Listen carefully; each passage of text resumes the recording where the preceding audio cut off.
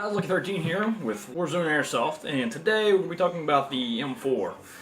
This is the M4 I've had for a while from Kompetitor, and it's got the retractable crane stock. I attached the red dot sight, and I've also included the monolithic rail. That's aluminum, whatnot. So it comes with a gas block on the front with the original handguard, which was about an 8-inch handguard plastic polymer, and this flip-up sight here. What we're going to be doing today is I mounted had a PEQ box because it's front wired. It was wired into the handguard. I bought a PEQ box off of evic.com. It was like $10–12, something like that. It's plastic. It came with an extension for the LiPo battery. This is for a LiPo battery, not for a metal hydride, something like that. This is for a LiPo battery. And what we're going to be doing today is originally I mounted the PEQ box, the PEC box, on the left side of the gun, the weapon, and I'm going to be transferring it to the right. Now, what that's done is I've had to take one of these mount holes here, and I had to drill that a little bit. Unfortunately, we'll be doing the same thing to this side, but to cover my tracks, I will be painting this flat black to hopefully just kind of get rid of the discoloration and the scarring that I put on it. While I'm inside here, I will be adjusting the wiring and stuff to be coming out on this side, and try to dress it up a little better. And if you look really carefully in through the holes, through the key mod holes, you can see the wiring a little bit. It's not real visible because I taped up some of it with black tape just to get rid of that. And I'm going to be taking off the monolithic rail. I'm going to be taking off the front gas block and off of the bird cage here, flash hider. We'll be pulling all this off, and then the only thing you'll be able to see is the outer barrel for the inner barrel. It made a lot of sense, didn't it? You'll see the outer barrel and the wiring, and you won't be able to see the inner barrel because it's inside the outer barrel, the coverage. Yeah. Alright, well, I'm going to go ahead and get into this. I'm going to break this baby down, so stay tuned for the updates. Okay, we're going to be starting here with the, I got the flash hider here, the bird cage, and I'm going to be starting with the gas block. So this just basically, there's a, most of the times there's a screw. I usually try to hide these on the bottom just for better aesthetic reasons. And you'll probably be wanting to use, I don't know if it's a small or next to the small screw.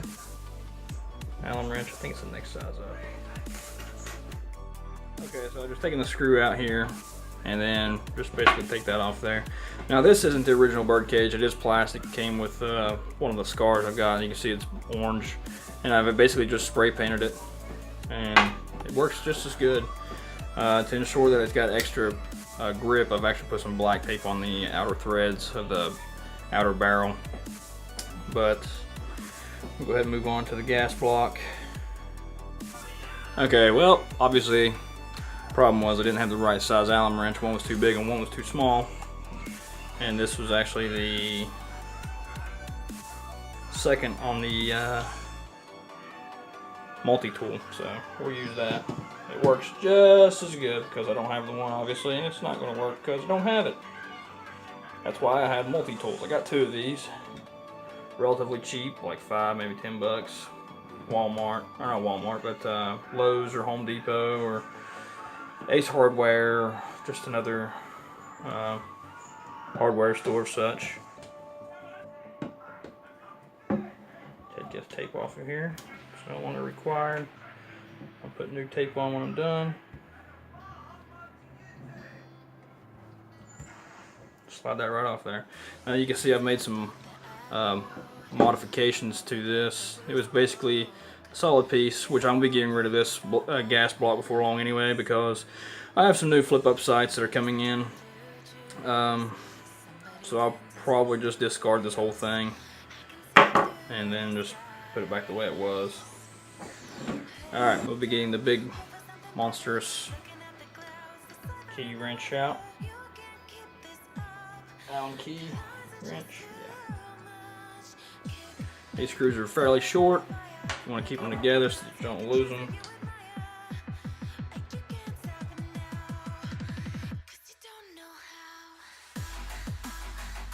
Another thing is, this is a no-name monolithic rail. I think it's 13 inches, if I'm not mistaken. I don't remember exactly. I got it off eBay for, I think it was $30.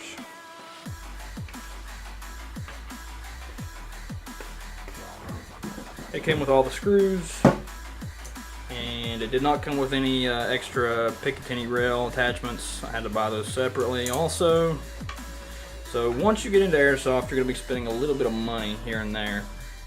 That's why I try to find the best, cheapest prices for things.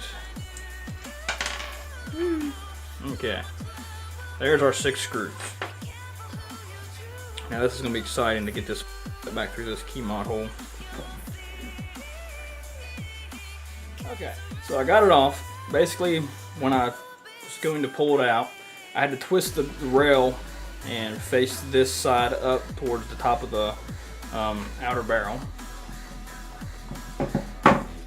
So it was on there like this. I had to twist it up and feed the wire through the hole, the rail, and then pull the rail off. As you can see, it's got a little shiny dink right here. I might be able to take like a magic marker or something and just cover this up. But we're basically going to be wallowing out this hole right here on the exact opposite side. Here we go. We'll be wallowing this hole out. Basically, we're trying to cut down these little corner areas here where the circle gets smaller and goes into the straight area.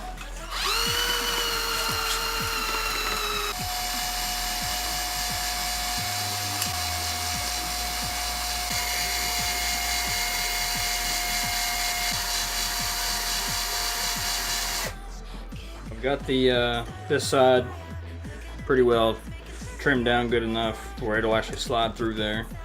Try to make as little imprint as I can on it. So see what happens now. I can try to slide it through here. Okay, so now I'm going to attempt to slide this on. The only part about this that sucks is it's going to be way up here where my fingers won't be able to reach the hole. As you can see, I can't really reach the hole with my fingers, so I'm probably going to use one of these Allen wrench keys down.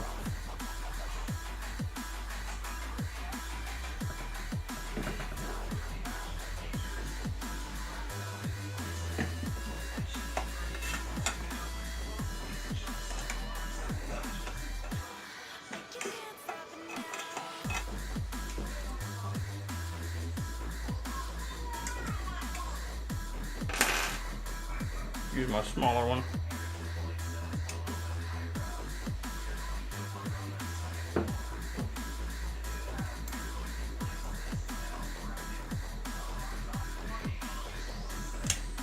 And it's through. So that's basically all of that. We can begin to bolt everything back. Put the screws back in the holes here and put it all back together.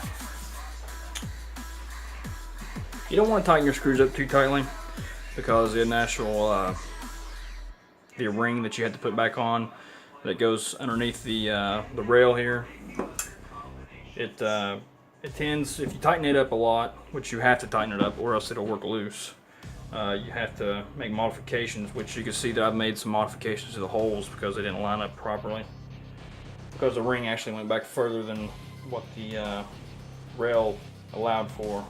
So we're going to go ahead and tighten up that side and then come back over here and tighten up this side. Now we got 2 bolts to put here on the bottom, and then put the rest of the bolts in the place where they belong. Now as you can see, I've made modifications to this rails also, the screw holes here, like I just said, which again was just basically with a drill and a bit. A metal bit would work the best, obviously, so you want to try to stick with that. Usually the larger the bit is, the faster the process goes, but you don't want to get too big because you might make a hole too large.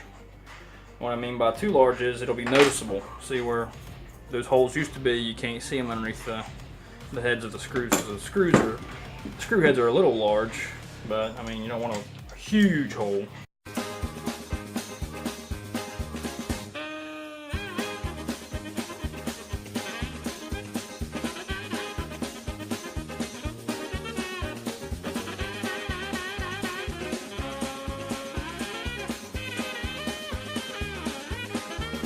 Okay, and with that, we're done.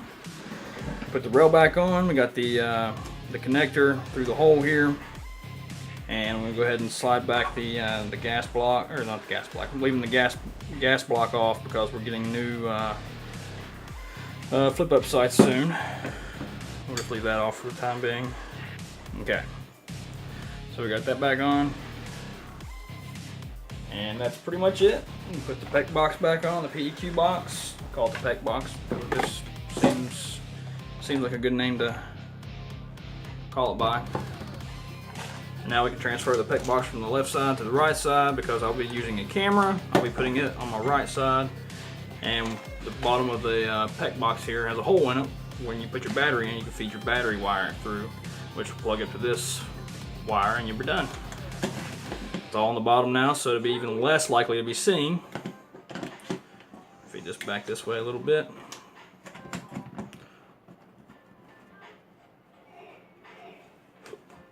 Now, anybody that's planning on doing some camera stuff, it's a good idea to put the, if you run a front wired weapon like this, you want to put the plug in on the front and on the right. That way when you put your camera, if you're right-handed of course, if you're left-handed, the opposite would be fine, because my camera will be on this side and my battery will be on this side.